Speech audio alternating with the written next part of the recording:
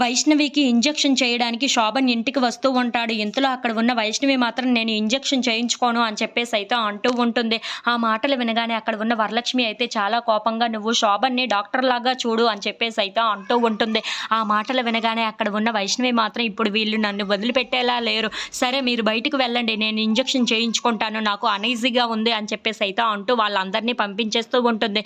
ఇంతలో అక్కడ ఉన్న శోభన్ని చూసి నువ్వు నాకు ఇంజెక్షన్ చేయాలి అంటే నీకు ఒక కండిషన్ పెడుతున్నాను అని చెప్పేసి అయితే అంటూ ఉంటుంది. ఆ మాటలు వినగానే అక్కడ ఉన్న శోభన్ అయితే ఒక్కసారిగా షాక్ అయిపోయి ఏంటది అని చెప్పేసి అయితే అడుగుతూ ఉంటాడు. ఆ మాటలు వినగానే అక్కడ ఉన్న వైష్ణవి అయితే నువ్వు ఒక్కసారి కళ్ళు మూయి నేనే చెప్తాను అని చెప్పేసి అయితే అంటూ ఉంటుంది. ఆ మాటలు వినగానే అక్కడ ఉన్న శోభన్ అయితే సరే అని చెప్పి కళ్ళు మూస్తూ ఉంటాడు. ఇంతలో అక్కడ ఉన్న కర్చీఫ్ని తీసుకొని వైష్ణవి తన కళ్ళకి గంతలు కట్టేస్తూ ఉంటుంది. అది చూడగానే అక్కడ ఉన్న శోభన్ మాత్రం ఏం చేస్తున్నావు వైష్ణవి అని చెప్పేసి అయితే అడుగుతూ ఉంటాడు. ఆ మాటలు వినగానే అక్కడ ఉన్న వైష్ణవి మాత్రం నువ్వు నా నడుమును చూడడానికి వీలు లేదు, నా నడుమును చూసి నీ కళ్ళు అలా ఆకట్టుకుంటాయి, నాకు ఆ విషయం తెలుసు, అందుకే నీకు ఇప్పుడు కళ్ళు మూసేశాను, నువ్వు ఇప్పుడు ఇంజెక్షన్ చెయ్యొచ్చు అని చెప్పేసి అయితే అంటూ ఒక తలగాడిని తీసుకొని తన నడుము దగ్గర పెడుతూ ఉంటుంది.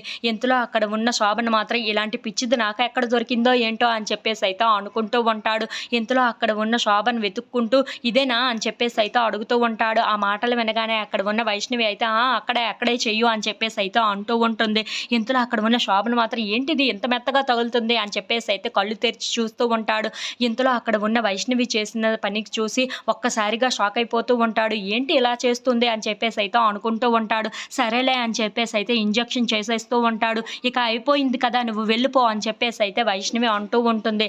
ఆ మాటలు వినగానే అక్కడ ఉన్న శోభన్ అయితే సరే అని చెప్పి తన కళ్ళగంతలు తీసేసి బయలుదేరుతూ అక్కడ ఉన్న వైష్ణవిని చూసి ఇలాంటి టింగర పనులు ఇలాంటి పిచ్చి పనులు చేస్తున్నావు కాబట్టి నాకు ఇంకా ఇంకా నచ్చేస్తున్నావు, నీ కోపానికి ఎలా ముక్కుకు తాడు కట్టాలో నాకు బాగా తెలుసు వైష్ణవి, అందుకే నీ వెనకాతల ఇలా తిరుగుతున్నాను, ఇలాంటి పిచ్చి చేష్టలు అన్నీ చూసే కదా నిన్ను ఇంతలాగా ప్రేమిస్తున్నాను, నువ్వంటే పడిపడే అంత నచ్చేస్తున్నావు నాకు అని చెప్పేసి అయితే వైష్ణవి వైపు అలా చూస్తూ ఉండిపోతాడు.